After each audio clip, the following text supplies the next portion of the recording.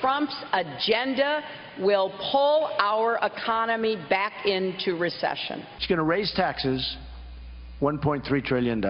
I'm going to cut taxes, big league, big league. The result would be a loss of 3.4 million jobs. I'm going to create millions of jobs.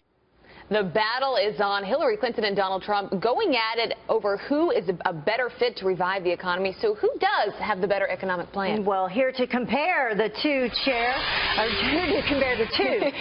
of business and finance, actually two, at King's College in New York City is Professor Brian Brenberg. Thank you so much for joining us again this morning. Good to be here.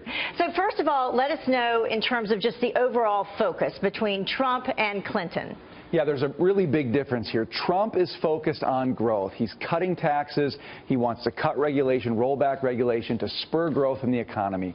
Clinton's talking more about redistribution. She's taxing the wealthy to spend a lot of money on different programs and regulations that hit energy, that hit education, that hit finance, that hit the workplace. So there's a really big difference at a fundamental level in how they're approaching doing something about our economy. Yeah, Clinton's talked a lot yesterday about if you are a wealthy American, your taxes are going to go up. So the one area that Trump continues to beat her on is the economy when asked who's better to handle it. Why do you think his message rather is resonating more with Americans on that? He's talking about big plans here. If you look at the Trump plan, now some people will call them irresponsible, but he's talking about big tax cuts, and that's getting people's attention. It's a vision for where he wants to go. Clinton's talking about many smaller types of projects that really she's had a hard time unifying into a vision that I think Americans can get behind. So she talks about sweating the details, and that's true. She's talked in a more detailed way about her economic plans, but Trump's kind of painted the big picture, and in an election, that really matters. And we also talked earlier with you this week about Trump's plan for this fully tax-deductible child care versus what Clinton had to say, which was limited itemized deductions, right?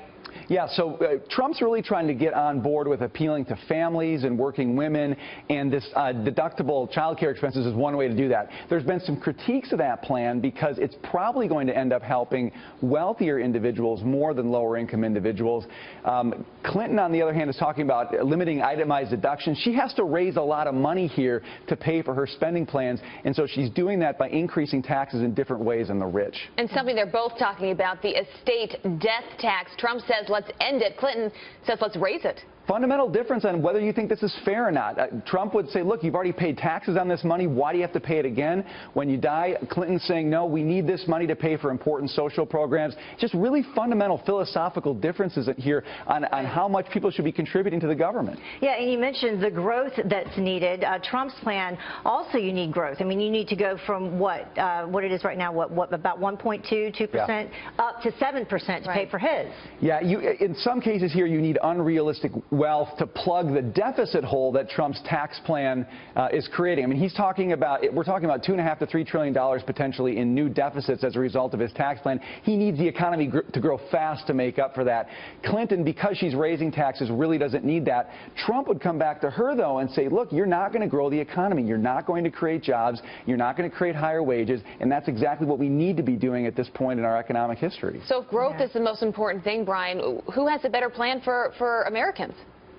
Trump definitely has the more pro-growth plan, but I think the critique there is, yeah, it's pro-growth, but it's going to create deficits and debt down the road, and that's going to hurt people down the road. So it's kind of, benefits now, pay later, and that's the real trick here. Yeah, his dependent on growth and hers dependent on more distribution. Yep. Right. Yeah. That's super helpful. Brian, thanks for being with us so early this morning. We always love having you. Thank always you, good Brian. to be here. Thanks.